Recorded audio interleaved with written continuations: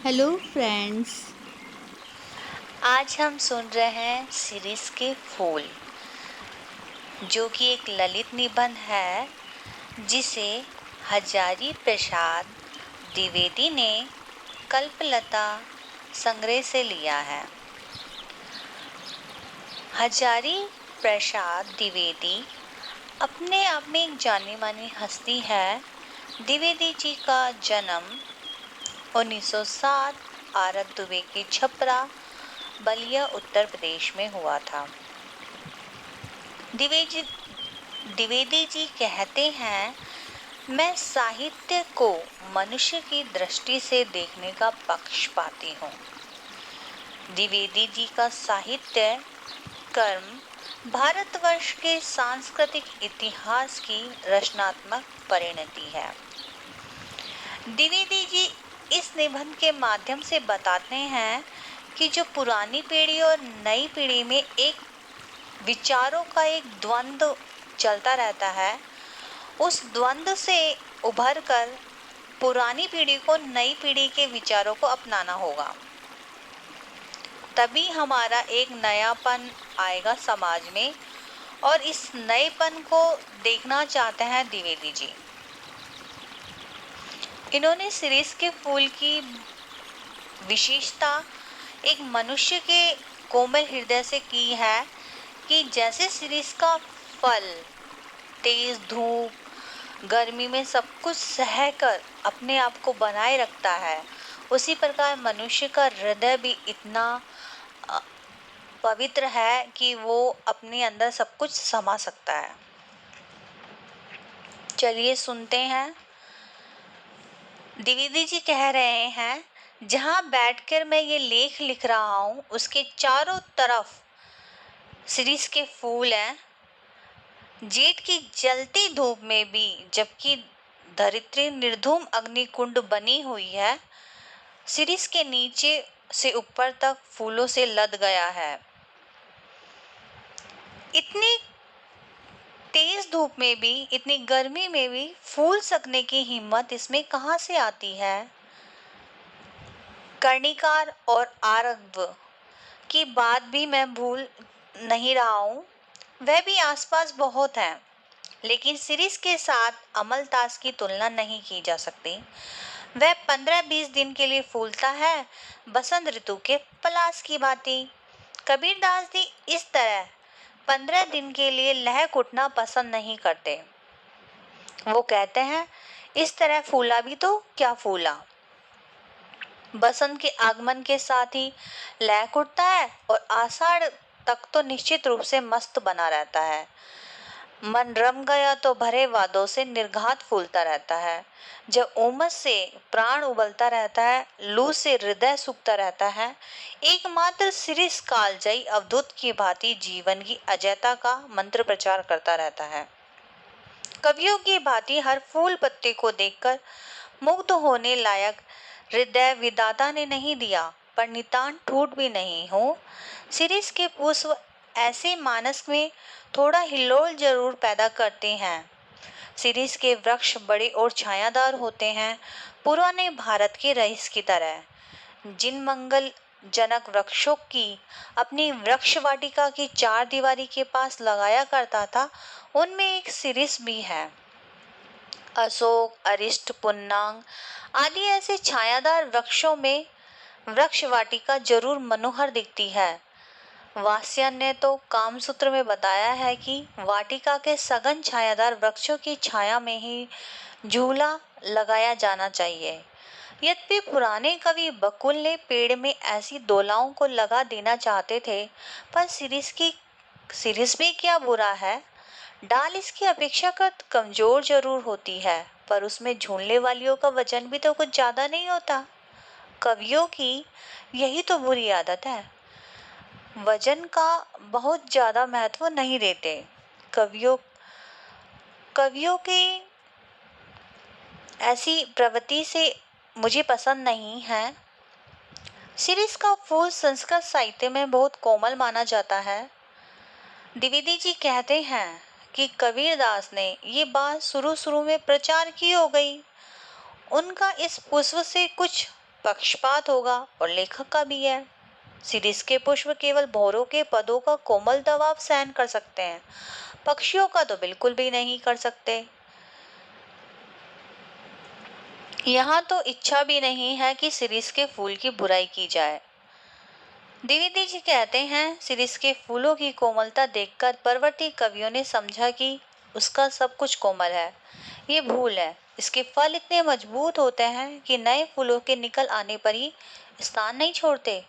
जब तक नए फल पत्ते मिलकर धकिया कर उन्हें बाहर नहीं कर देते, तब तक वे डटे रहते हैं। बसंत के आगमन के समय जब सारी वनस्थली पुष्प पत्र से मरमरित होती रहती है, सीरीज के पुराने फल बुरी तरह खड़खड़ाते रहते हैं।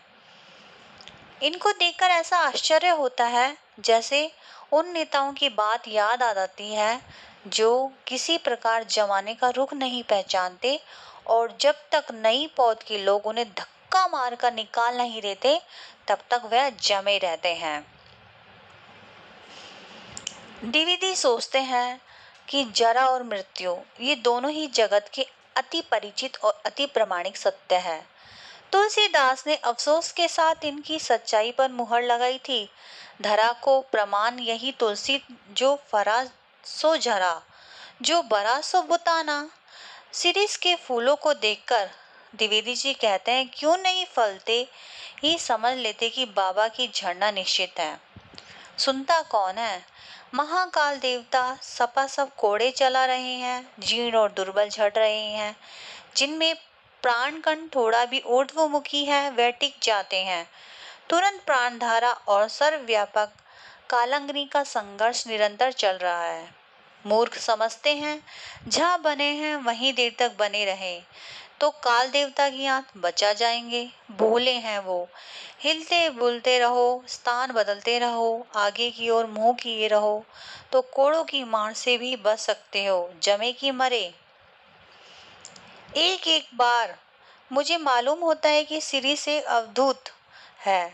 दुख हो या सुख वह हार नहीं मानता, न उदों का लेना न मादों का देना। जब धरती और आसमान जलते रहते हैं, तब भी वह हजरत न जाने कहां से इतना रस खींचते रहते हैं।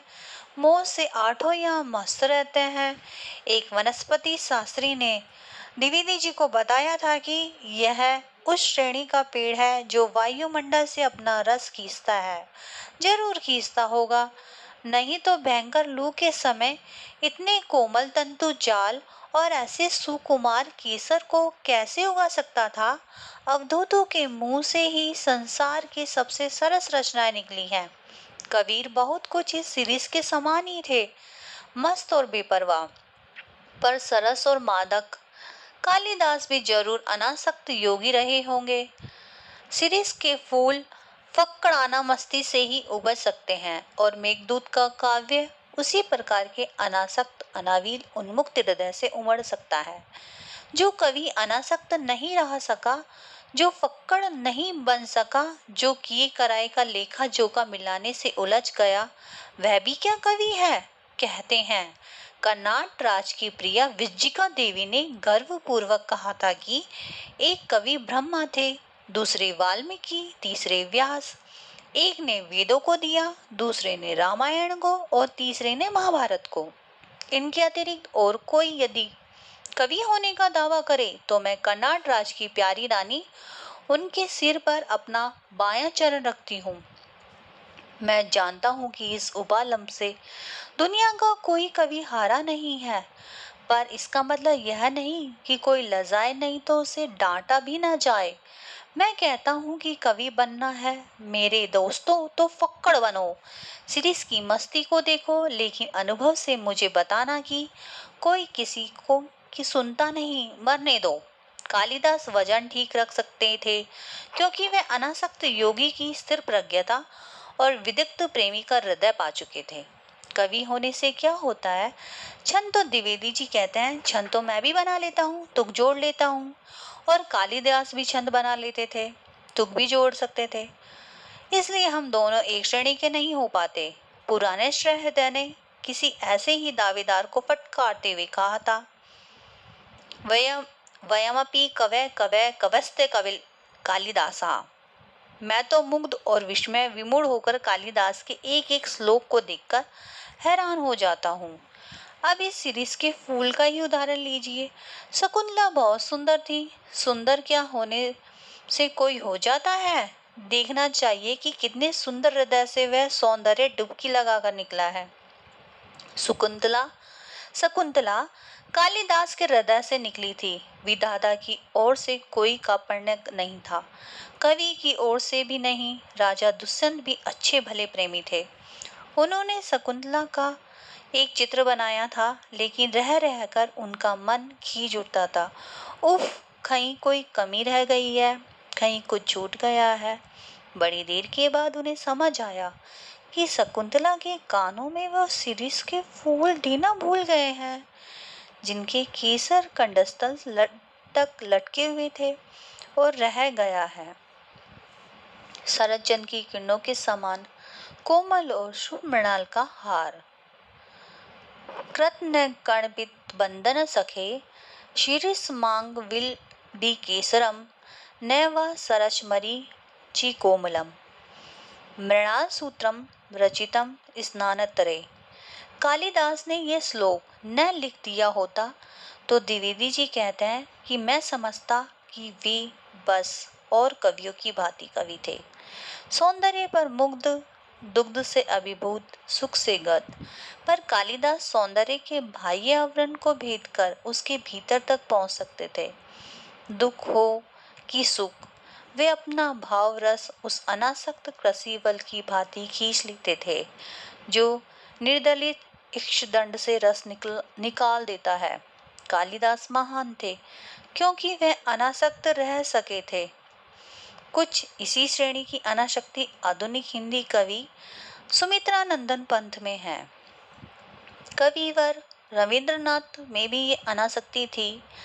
एक जगह उन्होंने लिखा है, राजोद्यान का सिंह द्वार कितना ही अम्रभेदी क्यों न हो, उसकी शिल्प कला कितनी ही सुंदर क्यों न हो, वह यह नहीं कहता कि हम में आकर ही सारा सस्ता समाप्त हो गया। असल गंतव्य स्थान उसे अतिक्रमण करने के बाद ही है, यही बताना उसका कर्तव्य है। फूल हो या पेड़, वह अपने आप में समाप्त नहीं है, वह किसी अन्य वस्तु को दिखाने के लिए उठी हुई उंगली है, वह इशारा है। सचमुच पक्के अवधूत की भांति मेरे मन में ऐसी तरंगी जगह देता है जो ऊपर की ओर उठती रहती हैं। इस चिलकती धूप में इतना सरस वह कैसे बना रहता है? क्या वह बाह्य परिवर्तन, धूप, वर्षा, आंधी, लू अपने आप में सत्य नहीं है? हमारे देश के ऊपर से जो ये मार काट, अग्निदाह, लूटपाट, खून खच्चर का बवंडर बह गया है, उसके भीतर भी क्या स्थिर रहा जा सकता है? शिरीष रह सका है, अपने देश का एक बूढ़ा रह सका था। क्यों मेरा मन पूछता है कि ऐसा क्यों संभव हुआ? क्यों शिरीष भी अवधूत है? शिरीष वायुमंडल से रस खींचकर इतना कोमल, इतना कठोर है। गांधी भी वायुमंडल से रस खींचकर इतना कोमल और इतना कठोर हो सका था। मैं जब जब शिरीष की ओर देखता हूँ तब तक हुक उठती है, हाय वह अवधूत कहाँ गया। तो दोस्तों, द्विवेदी जी का ये निबंध यहीं समाप्त होता है। Thank you so much for watching this video. I hope you like it. Please like, share and subscribe my channel. Bye bye.